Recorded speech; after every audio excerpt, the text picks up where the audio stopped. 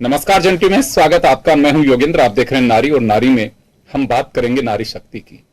नवरात्रि का शुभारंभ और नारी जिसके लिए कहा जाता है कि भारत की संस्कृति में नारी की पूजा की जाती है, नारी को नारायणी कहा जाता है, कन्या पूजन होता है और इलेक्शन का दौर है, नारी सशक्तिकरण की बात सब जगह हो रही है।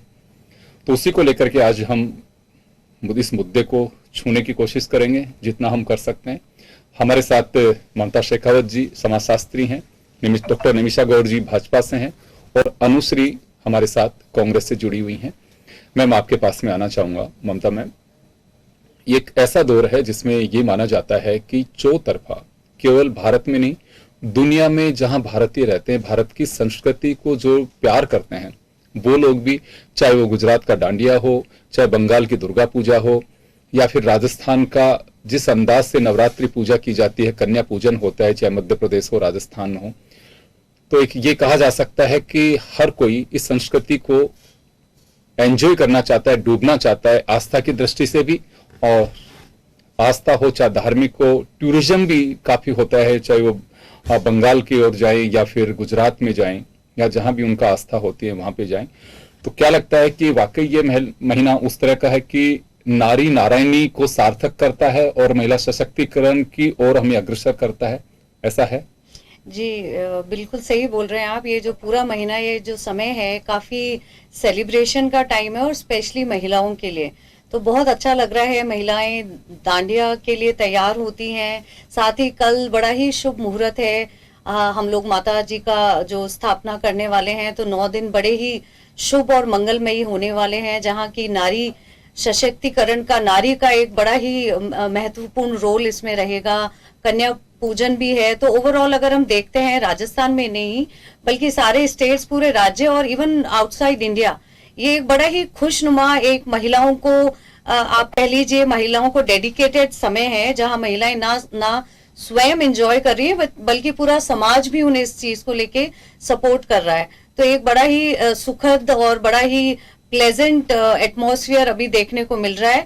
तो ये देखकर बड़ा अच्छा लग रहा है। साथ ही हमें बड़ी सौगातें भी, हालांकि ये राजनीतिक है लेकिन महिलाओं को बड़े उपहार मिले हैं। नवरात्र आने से पहले काफी सारे उपहार सरकार ने उन्हें दिए हैं, तो आप इसे सोने पे सुहागा भी कह सकते हैं। पर ये जो पूरा दौर है महिलाओं का सजना संवरना और एक उत्साहित माहौल है और काफी सारा उनके लिए फन फैक्टर भी है। साथ ही वो उत्साहित हैं कि उनके लिए कुछ अच्छी स्कीम्स आई हैं। तो ओवरऑल अगर हम देखते हैं, सामाजिक या सांस्कृतिक और राजनीतिक भी आप अगर ऐड कर लेते हैं, तो एक बड़ा ही पॉजिटिव एटमॉस्फेयर इस समय हमारे चारों तरफ है। तो ये देखकर मुझे बहुत ही अच्छा और सुखद महसूस हो रहा है। बिल्कुल, इसमें कोई संदेह भी नहीं है, क्योंकि नारी सशक्तिकरण की जो बात की जाती है वो नजरिया हमेशा पॉलिटिकल देखते हैं, लेकिन बात केवल पॉलिटिकल ही नहीं, वो तो एक चलिए हमें 100 से डेमोक्रेटिक सिस्टम में हम हैं और महिला को कितने टिकट मिलते हैं, कितनी महिलाएं मंत्री बनती हैं, वो एक अलग बात है। लेकिन महिला की दोहरी जिम्मेदारी, जिस तरह से वो चाहे डांडिया हो या दुर्गा पूजा हो, या मैं तो कहूंगा कि आए दिन महिला को अपने सशक्तिकरण के लिए किसी को कहने की आवश्यकता नहीं है, वो साबित करती है। घर की जिम्मेदारी भी उसके बाद में, अगर जो जॉब करने जाती हैं, जिस भी पैसे से जुड़ी हुई वहां पे भी जाती है, तो आप अंदाजा लगाइए, पुरुष अपना अखबार पढ़ते हैं, तैयार होते हैं, निकल जाते हैं, लेकिन महिला, वो चाहे ब्यूरोक्रेट भी हो, मैं बहुत सारे लोगों को ऐसे जानता हूं, वो अपना घर का भी काम करती हैं, दोहरी जिम्मेदारी संभालती हैं, उसके बाद में जो दिनचर्या जिसके लिए वो जीती हैं उसे शुरू करती हैं। तो महिला सशक्तिकरण का अध्याय यहीं से हमें समझना होगा, यहीं से समझना चाहिए कि वो केवल राजनीति में नहीं कि राजनीति में है सब कितने टिकट दिए, हम 2 दिन बाद ये चर्चाएं करेंगे कि कितने टिकट दिए, किसने क्या मुद्दे उठाए, वो ही नहीं। हर महिला उतनी सशक्त है जिसकी अपेक्षा हम करते हैं। वो केवल एक ही चित्र नहीं देखना चाहिए जहन में कि किस पार्टी ने कितने टिकट दिए। खैर, दौर बदल रहा है, महिला सशक्ति के लिए बिल आ चुका है, थोड़ा समय लग सकता है, लेकिन आज नहीं तो कल वो तस्वीर जो आप देखते हैं जिस पे उंगलियां उठती हैं वो भी दिखाई देगी। निमिषा जी, मैं आपके पास में आना चाहूंगा, आप राजनीतिक दल से जुड़ी हुई हैं, महिला सशक्तिकरण को लेकर के आपका क्या नजरिया है? देखिए योगेंद्र जी, अपनी बात की शुरुआत में इसी एक कोटेशन से करूंगी, यत्र नारी पूजयन्तु रमन्ते तत्र देवता। ये बड़ी प्रचलित जो हमारी लोकोक्ति है, मनुस्मृति में से हमने सबने ग्रहण किए। तो जहाँ नारी की पूजा होती है और देवता विराजते हैं, और इसी थीम के साथ अर्धनारीश्वरी और धांगनी अब नीति निर्माता बनने जा रही है, जहां पूरे विश्व के अंदर 26% रिजर्वेशन तक मतलब नहीं करते हुए भी 26% उनका प्रेजेंटेशन था, अब 33% भारत जो विश्व का सबसे लोकतांत्रिक बड़ा देश है, तो वो अब वो प्रेजेंट करने जा रहा है। तो ये बहुत ही सौभाग्य की बात है और ये नवरात्रा स्पेशल भी रहेगा। एक उत्साह बढ़ा है और एक सहभागिता बढ़ी है। वोटर्स तो वो 48% तक तो पहुंच गई थी वोटिंग, उनके जो परसेंटेज थी, लेकिन अब वोटिंग परसेंट पे भी एक खास इजाफा देखने को मिलेगा। और अब आप देखेगा कि जिस तरह से 33% के प्रति उत्साह है, तो सब उसको एक उत्साह से मनाएंगे हर पर्व को। भारत अपने आप में विविधताओं भरा देश है, लेकिन नारी का सम्मान दक्षिण से लेकर के पूर्व तक, उत्तर से लेकर पूर्व पश्चिम तक हर जगह रहा है। अब देखिए सिक्किम साइड में तो हम देखें तो वहाँ तो महिला ही परिवार की निर्धारक होती है, और साउथ में तो पूजा होती है, और इधर राजस्थान की बात की जाए तो कन्या पूजन तो सभी जगह प्रचलित है। नारी का सम्मान सामाजिक स्तर पर तो है, लेकिन कुछ व्यवधानों को, व्यवधान एक नहीं दो नहीं, लगभग 700-800 साल 900 साल के व्यवधानों के बाद महिला की जो स्थिति मूल स्वभाव में नहीं थी वो परिवर्तित हुई। और अब मैं देखती हूँ कि जिस तरह से नारी शक्ति वंदन अधिनियम 2023 की स्वीकारोक्ति मोहर जब हमारी राष्ट्रपति ने लगा दी है, तो माहौल बहुत बदलेगा और हम अपनी जड़ों को सींचते हुए नारी का एक सम्माननीय स्थान ग्रहण करने जा रहे हैं। सभी बदलाव। दूसरा चीज मैं योगिनी जी कहना चाहूंगी, जल थल नभ की अट्टालिकाओं को भी महिलाओं ने छुआ है। आप देखिए पूरी दुनिया में सर्वाधिक पायलट आज भारत की हैं। उन्होंने एक शब्द स्टेटमेंट दिया था, अमेरिका की वाइस प्रेसिडेंट ने, वॉरिस जो अभी हैं, कमला हैरिस, उन्होंने कहा था कि मैं पहली उपराष्ट्रपति हूँ अमेरिका की और इस दुनिया के सबसे शक्तिशाली देश की, लेकिन मैं आखिरी नहीं रहना चाहती। इसमें बहुत कुछ छिपा था। तो आज भारत के अंदर तो हम देखें तो भारत में हर स्तर पर महिलाएं अपनी सहभागिता निभाते हुए और आगे बढ़ रही हैं, और चाहे वो खेल की दुनिया हो, इतने अभी हमें आपने देखा होगा एशियन गेम्स में हमें इतने पदक मिले हैं, चंद्रयान 3 में से पार्टिसिपेशन हो, पायलट की संख्या हो, स्पोर्ट्स हो, और अब राजनीति में हर स्तर की महिला आगे बढ़ेंगी। एक परिवार या एक दल के कुछ लोगों तक सीमित नहीं है राजनीति, अब हर महिला सहभागिता करेगी। इसका सबसे बड़ा हमारे सामने जीता जागता प्रमाण हमारी राष्ट्रपति हैं, महामहिम, जो बहुत ही सामान्य परिवार से हैं और जिनका प्रेजेंटेशन भी बहुत थोड़ा है, लेकिन आज वो हमारे देश की राष्ट्रपति हैं। और हम सबका सौभाग्य है कि आज नारी शक्ति वंदन अधिनियम पर हस्ताक्षर करके हम सब महिलाओं को उन्होंने समर्पित किया है। तो योगेंद्र जी, दिन बदल रहे हैं, देश बदल रहा है। अब भारत की नारी की महती भूमिका भारत की राजनीति के नीति निर्माता के स्थान पर भी रहने वाली है। बिल्कुल, एक ऐसे वक्त नवरात्र हैं जब राजस्थान सहित 5 राज्यों में विधानसभा चुनाव भी होंगे, और मुझे लगता है एक भरोसा जिस तरह का दिखाई देता है कि राजनीतिक दलों ने बेशक पंचायती राज और लोकल बॉडीज में भरोसा किया कि 50% नारी को महिलाओं को टिकट देना, लेकिन इस बार बेशक आरक्षण बिल लागू लेट हो, कानून बन गया है, लेकिन ऐसा लगता है कि संख्या बल के आधार पे कोई भी राजनीतिक दलों महिलाओं की संख्या हमेशा इन राज्यों के अंदर अलग दिखाई दे, ज्यादा हो सकती है, पहले से इजाफा हो सकता है। और वोटिंग की बात अभी निमिषा जी कह रही थी, वोटिंग परसेंट में 13 और 18 के इलेक्शन का देख रहा था, तो महिलाओं की वोटिंग परसेंटेज कम नहीं है, ज्यादा है। 2018 में बहुत सारी सीटें ऐसी हैं कि काफी आगे महिलाओं की वोटिंग रही है, तो एक शुभ संकेत लोकतंत्र के लिए कहे जा सकते हैं। क्योंकि मैं इस वजह से इसका जिक्र कर रहा हूं, तमाम सवालों के जवाब इस वोटिंग के साथ भी, महिला की मुस्कुराहट के साथ भी, उनकी तरक्की के साथ में छुपे हैं। और केवल एक ही पिक्चर, जैसे हम कई बार कहते हैं कि केवल राजनीति में आने से ही महिलाएं नहीं, महिलाएं अपना लोहा हर जगह मनाती हैं। आपने सही कहा कि आज नेवी हो, इंडियन आर्मी हो, एयरफोर्स हो, ऐसा कोई विंग नहीं है जिसके अंदर जो पुरुष कर सकता हो महिला नहीं कर सकती, और पुरुष ने ऐसे तीर मार लिए जो महिला नहीं कर सकती। कई राज्यों के मुख्यमंत्री हैं, आप देख सकते हैं कि जहां पुरुष मुख्यमंत्री रहे हो, जो उन्होंने किया, ऐसा बिल्कुल भी नहीं है कि महिला मुख्यमंत्रियों ने वो नहीं किया। या गवर्नर हैं, जो राज्यपाल पुरुष हैं, अगर उन्होंने कोई ऐसा काम किया जो महिला नहीं कर सकती हैं। मैं तो कहूंगा कि IPS हैं, IAS हैं, कई राज्यों के चीफ सेक्रेटरी हैं, जो एक मेल कर सकते हैं वो फीमेल भी कर सकते हैं। केवल बात भरोसे की है, और अब इस मिथक को तोड़ा भी जा रहा है, बदला जा रहा है। और हमें सौभाग्यशाली हैं कि हमारे संविधान को जैसे लागू किया, अमेरिका जैसे विकसित राष्ट्र में भी महिलाओं को वोटिंग राइट बाद में मिले। हमें तो पहले दिन के साथ में ही तो ये निश्चित रूप से हमारे डीएनए में महिला का सम्मान, कुछ घटनाओं को छोड़ दें, हम उन्हीं को ज्यादा हाईलाइट करते हैं, खासकर मीडिया में भी। तो एक पॉजिटिव एटमॉस्फेयर जो इंडिया में है उसे हम खारिज बिल्कुल नहीं कर सकते। अनुश्री, आपका नजरिया क्या कहता है महिला सशक्तिकरण को लेके? देखिए, जहाँ तक बात करें, महिलाएं आज बहुत ज़्यादा हर फील्ड में आगे, चाहे खेल का क्षेत्र ले ले, चाहे एडमिनिस्ट्रेशन लेवल ले ले, स्पोर्ट्स ले ले या जर्नलिज्म ले ले, कहीं भी ले ले, महिलाओं की सहभागिता बहुत ज़्यादा बढ़ी है। अगर अपन आदिकाल से बात करें तो महिलाओं को तो अधिकार बहुत पहले से ही दिए गए थे, लेकिन अधिकार का उपयोग जो किया जा रहा है वो आज की तारीख में किया जा रहा है। पहले आडंबर लगा दिए गए थे, एक जो सोच बना दी गई थी कि शुरू से पुरुष प्रधान समाज रहा है, तो उन्हीं आडंबरों में ढाल दिया गया था। चाहे पार्शलिटी ले ले, लड़के लड़की में भी भेदभाव किया जाता था और उनको सही शिक्षा भी प्रदान नहीं की जाती थी। लेकिन आज की तारीख में देखें तो महिलाएं पुरुष से ज्यादा अच्छा कर सकती है और कर रही हैं। ये सोच निकालनी पड़ेगी कि पुरुष जितना कर सकता है उतना महिलाएं नहीं कर सकती, उनके इक्विवेलेंट कर सकती है। जबकि महिलाओं का रोल तो दुगना होता है, वो घर भी संभालती है, अपने बच्चों को भी संभालती है, उसके बाद वो अपने जो भी काम काज है, ऑफिस ले ले, चाहे जिस भी फील्ड में वो काम कर रही है वो भी करती है। तो महिलाओं को कम नहीं आंकना चाहिए, वो तो उनका रोल तो पुरुष के मुताबिक कई ज्यादा होता है। तो महिलाओं का रोल काफी ज्यादा बढ़ा जा रहा है। अधिकारों को उपयोग में लेने की जरूरत है, खुद अपने लिए आगे आने की जरूरत है। जी निमिषा जी, मैं आपके पास में आना चाहूंगा, थोड़ा सा पॉलिटिकल टच लेकिन एक पॉजिटिव सोच के साथ में। आपको लगता है कि अभी कानून बना है, महिला आरक्षण बिल पास हो चुका है, ये तस्वीर थोड़ी बदलती दिखाई देगी आपको? जो आपका एक्सपीरियंस है उससे, चाहे कोई भी राजनीतिक दल हो, उस सोच के साथ में टिकटों की संख्या में इस बार इजाफा कर सकते हैं?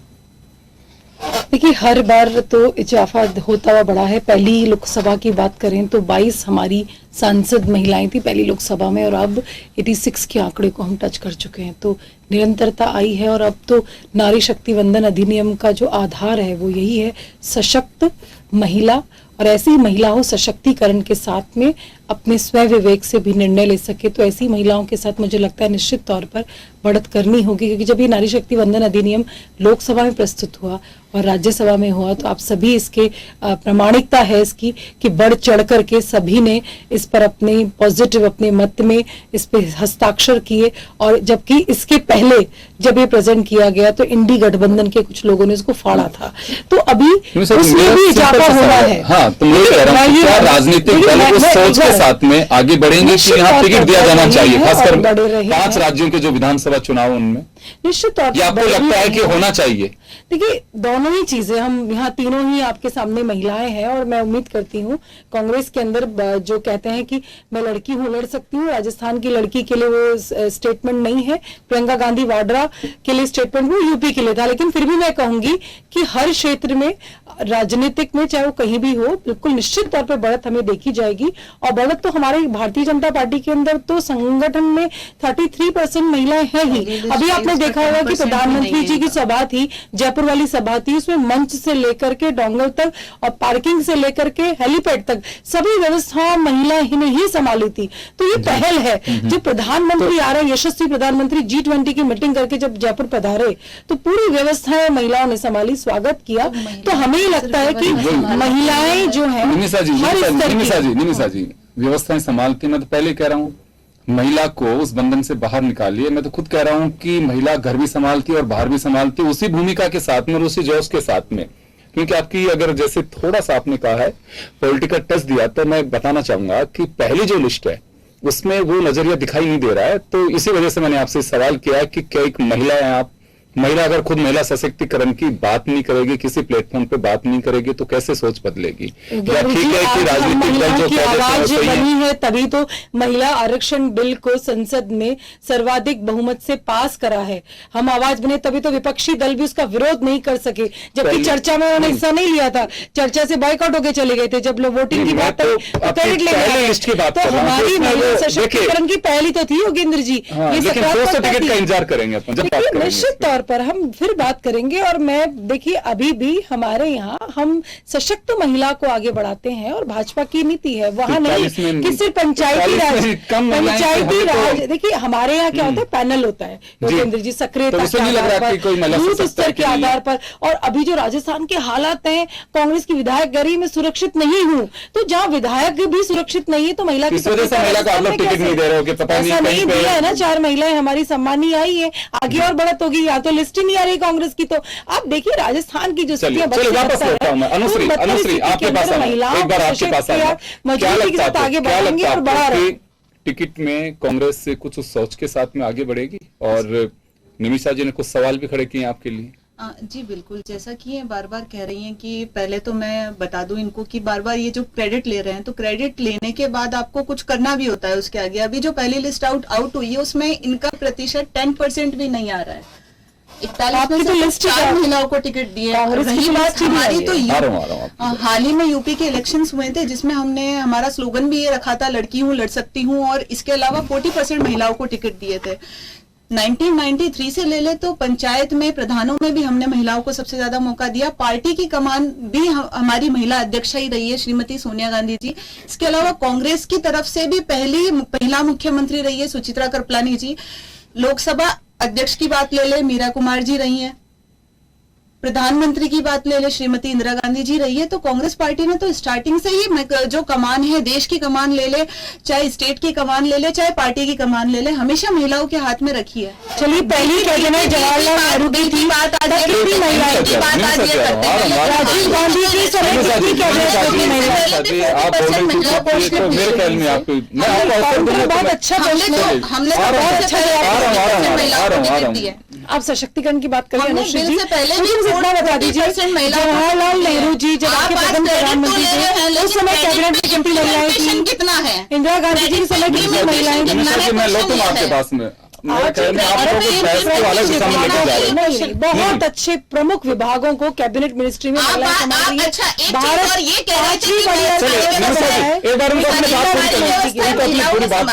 बात कर रहे हैं, कह रहे हैं सारी व्यवस्थाएं महिलाओं ने संभाली, स्टेज से लेके फ्लोर तक का काम महिलाओं ने किया। तो मेरा सवाल इनसे ये है कि क्या महिलाएं सिर्फ यही व्यवस्था सुधारने के लिए है? क्या उनका लोकतंत्र में कोई काम नहीं है, या सिर्फ पार्टी की सेवा के लिए ही है? वो क्या उनको वो लोकतंत्र में नहीं उतारेंगे, चुनाव में नहीं उतारेंगे? पूर्वक सुनेंगी आप। आज भारत 5वीं बड़ी अर्थव्यवस्था बना है।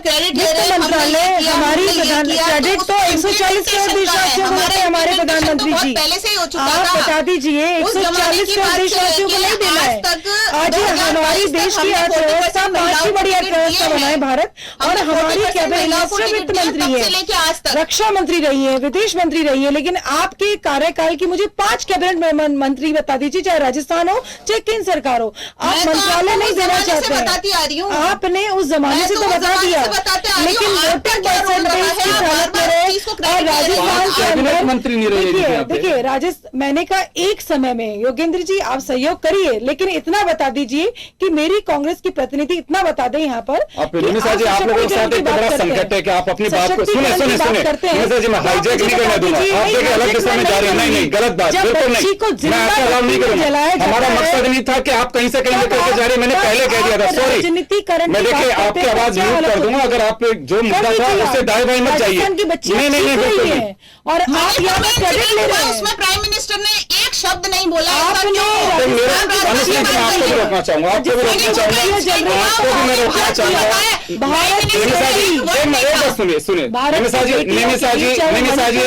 निमिषा जी राजस्थान भारत की बेटी है। निमिषा जी देख सुनिए, आप पे हर बार जब भी आती हैं आप पे हमारी डिबेट को डिस्टर्ब करते हैं और दाएं बाएं ले जाते हैं। हमारा कोई मकसद नहीं था, मैं सही दिशा में लेके जा रहा था। बिल्कुल नहीं, आपके खारिज करने से क्या होता है? हर बार आप वही कोशिश करते हैं, आप वही कोशिश करते हैं, हर बार आप वही कोशिश करते हैं। दूसरा कोई आपके आरोपों से मेरे को फर्क नहीं पड़ता। अगर आप जाना भी चाहे तो जा भी सकती हैं। हर बार आप इसी तरह से करती हैं। मैं आपके ऑफिस में भी कंप्लेंट करता हूँ, इस वजह से आपको बुलाते नहीं है। गलत बात बिल्कुल नहीं है, मेरा मकसद ही नहीं था ये। आप दाएं बाएं घुमाने की कोशिश कर रही है। मैं कोई दाएं बाएं नहीं कर रही हूँ, मैंने आपसे विनम्र निवेदन। और आप आरोप लगा रही हैं हम पे कि आप विपक्ष को सहयोग कर रहे हैं। मैंने उनको समझा कर कैसे नहीं कहा आपने कि उनका सहयोग कर रहे हैं आप? देखिए मैंने इतना जबरदस्ती आपको उन्होंने सुना धैर्यपूर्वक तरीके से जो आपने आरोप लगाए, आप बोलते नहीं है। आपको उन्होंने सुना आप बीच में क्यों टोक रही हैं उनको? देखिए, आपके बीच में बोली हो कुछ उन्होंने भी, प्रश्न फिर चुप मुझसे रही है तो उत्तर तो मैं ही दूंगी योगेंद्र जी। चले, मैं आपसे पूछा क्या इन्होंने बीच में बोली क्या आपके? बिल्कुल बोला आपने। कब बोला? ये बोल रही हैं आपके बीच में? योगेंद्र जी, ये आपके बीच में बोली है क्या? बिल्कुल गलत, बिल्कुल नहीं। ममता जी, मैं आपके पास आना चाहूंगा। आपका मैं क्या सम्मान लगता है करते हुए आपको कि इस कहूंगी कि हम नजरिए विपक्ष से, हैं, हम राजस्थान की बेटियों को जितना देंगे। इस नजरिए से आपको लगता है कि राजनीतिक दलों की सोच में कभी सुधार हो सकता है? महिलाओं को केवल बस इसी काम के लिए रखा जाएगा कि आप नारे लगाइए, आप व्यवस्था देखिए, या फिर टिकट का जब आता है टाइम तो उस वक्त अलग ही पिक्चर बनती है, चाहे बीजेपी हो, कांग्रेस हो, चाहे दूसरे दल हो? योगेंद्र जी, पहली बात तो बड़ा ही मैं थोड़ी सी विचलित हो गई, क्योंकि ये जब हम महिलाओं के सपोर्ट और उनके सशक्तिकरण की बात कर रहे हैं तो महिलाओं को आपस में सहयोग करना है। Very simple. पार्टियों से, राजनीतिक कंपटीशन से ऊपर हटके हमें एक दूसरे को सपोर्ट करना है। अगर नारी नारी को सपोर्ट नहीं करेगी, फॉर टाइम बीइंग आप अपनी राजनीति, अपना दल, अपने जो भी आपके ऑब्जेक्टिव्स हैं उनको उनको अलग रखिए, आप एक दूसरे को सपोर्ट करिए। और यही अगर हम ये नहीं करेंगे तो ये जो भी बिल है या जो भी सौगातें सरकार महिलाओं के लिए ला रही है, तो मुझे नहीं लगता कि वो पूरी तरह से सक्सेसफुल हो पाएंगी। तो पहली तो मुझे मेरा रिक्वेस्ट है कि महिलाओं से इस प्लेटफॉर्म के थ्रू कि आप राजनीतिक मुद्दे और अपनी पार्टी ये सब अलग रखते हुए एक दूसरे का सहयोग करें। हम देखिए, आप निमिषा जी बोल रही हैं, आपके बीच में कोई बोलता है क्या? बीमारी आपको मेरा समझ में नहीं बैठ रही, कोई बोलता आप बीच में हर बार टोकती हैं, आपको जो गलत बोल रही है ये आपका अवसर है तो बोलना। आप आपका अवसर, देखिए आपका अवसर आए जब बोलना, बिल्कुल नहीं बोलने दूंगा। हमारी डिबेट का ये स्तर नहीं है कि चीख में चिल्लाने का, बिल्कुल नहीं। हाँ तो वो बोल रही, मैं आपके पास आ रहा हूँ, मैं उनके पास में आ रहा हूँ, मुझसे उनको पूरी बात ही नहीं करने देंगी आप? नहीं, बीच, सॉरी बिल्कुल नहीं, हाँ बिल्कुल नहीं, बीच में मैं इंटरप्ट नहीं करने दूंगा, मैं किसी को नहीं बोलने देता हूँ। आपका सवाल था पूरी तरह से बोला, अगर मैंने टोका हो, बीच में किसी को बोलने दिया होता बोलिए। आप अपने ये बिल्कुल मैं हाईजेक नहीं करने दूंगा। चलिए मैम, आप अपनी पूरी बात करिए, पूरी बात करिए। वर्ड भी गलत है ये, मैं आपका सम्मान करती हूँ योगेंद्र जी, और सम्मान रेस्पेक्ट हम भी करते हैं क्योंकि आप हमारे अतिथि हैं। अतिथि देवो भव, उस भाव को समझने की कोशिश करिए आप। जी मैम। देखिए, महिलाएं अगर एक दूसरे के साथ नहीं खड़ी होंगी तो ये जो भी सौगातें हमें मिल रही हैं उसका क्या बेनिफिट है? आप राजनीति एक साइड रखिए ना, आप एक दूसरे को सपोर्ट करिए। यहाँ क्यों हम बीजेपी, क्यों हम कांग्रेस या कोई और चीज कर रहे हैं? लेट्स स्टैंड टुगेदर, एक दूसरे को सपोर्ट करिए। बहुत अच्छा समय, एक बहुत ही पॉजिटिव टाइम अभी है जब हमें महिलाओं को बहुत सारी योजनाएं और बहुत सारी सौगातें दी गई हैं। तो इसका क्रेडिट लेने की बजाय हम खुश हों, इसको सेलिब्रेट करें, और इन जो भी हमें अपॉर्चुनिटीज ऑफर की जा रही हैं अगर इन सबको हम यूटिलाइज करें, हमारी बच्चियां हैं, हमारी बहनें हैं, माताएं हैं, उन सबके लिए काम करें, तो आई थिंक अगर महिला को सपोर्ट नहीं करेगी तो महिला सशक्तिकरण होगा कैसे? तो एक दूसरे को सपोर्ट करने की जरूरत है। आप राजनीतिक मुद्दों को और अपने आंकड़ों को time being as a women आप साइड में रखिए और एक दूसरे के लिए खुश होइए, आगे प्रमोट करिए, चाहे वो कोई भी पार्टी हो। This time is for celebration. बिल्कुल, क्योंकि आज अवसर ऐसा है कि मैं बात जरूर कहना चाहूंगा सभी राजनीतिक दलों के लिए, क्योंकि समाज की सोच और खासकर हमारे साथी मीडिया की भी सोच महिला सशक्तिकरण का मतलब सिर्फ यही समझते हैं कि राजनीति में कितनी भागीदारी है। और राजनीति को जब से मैं समझ पा रहा हूं, सैकड़ों महिला नेत्रियों को भी जानता हूं, उनसे मिला भी हूं, कार्यकर्ताओं के बीच भी हम बैठते हैं। जब भी कभी देखा जाता, महिला कोमल है, सशक्त बहुत है, लेकिन जिस प्लेटफॉर्म पे उसको आवाज उठाने की आवश्यकता पड़ती है वहां खामोश रहती है, वहां केवल तालियां बजाई जाती हैं। कोई दावा नहीं कर सकता। मैं पूछता हूं कई बार कि आप अंदर जाके आए हो, कभी आपने रखा कि इतने लोगों को आप टिकट दे रहे हो, महिलाओं को क्यों नहीं? क्या योग्यता में कम है कि नहीं? ये तो कैसे कर सकते हैं, भविष्य भी इसी राजनीति में आगे। तो ये जो सोच जब तक एक पुरुष नहीं सोचता है तो आप क्यों सोच रही हैं? महिला सशक्त तब होगी जब खुद के प्रति खुद, जैसे कहा जाता है कि अगर आपके को स्वस्थ रहना है तो हेल्थ की चिंता तो आप ही को करनी होगी। वाकई अगर इस स्थिति को बदलना है तो महिला को खुद को सशक्त होने की आवश्यकता है, वो अंदर से बाहर भी दिखना चाहिए। तभी मुझे लगता है कि सार्थकता होगी कि नारी तू नारायणी, हर रूप में जब नारी दिखाई देगी तभी मुझे लगता है कि भारत और सशक्त होगा। चलिए, बहुत बहुत शुक्रिया आप सभी का, और मैं माफी चाहूंगा अगर किसी को बुरा लगा, खासकर निमिषा जी को, क्योंकि हमारा जो एजेंडा आज यही था कि पूरी तरह से हम फोकस नवरात्रि और महिला सशक्तिकरण पे रखें। अपराध शब्द भी आज इस डिबेट में हम नहीं लेके आए, क्योंकि साल में जब भी देखेंगे ये चीजें चलती रहती हैं, लेकिन आज की डिबेट को हम केवल स्पेशली अलग दिशा में लेके जाएं, उसकी हमने कोशिश की। थोड़ा बहुत चलता है। बहुत बहुत शुक्रिया आप सभी का, और नारी में इतना ही दीजिए इजाजत। नमस्कार।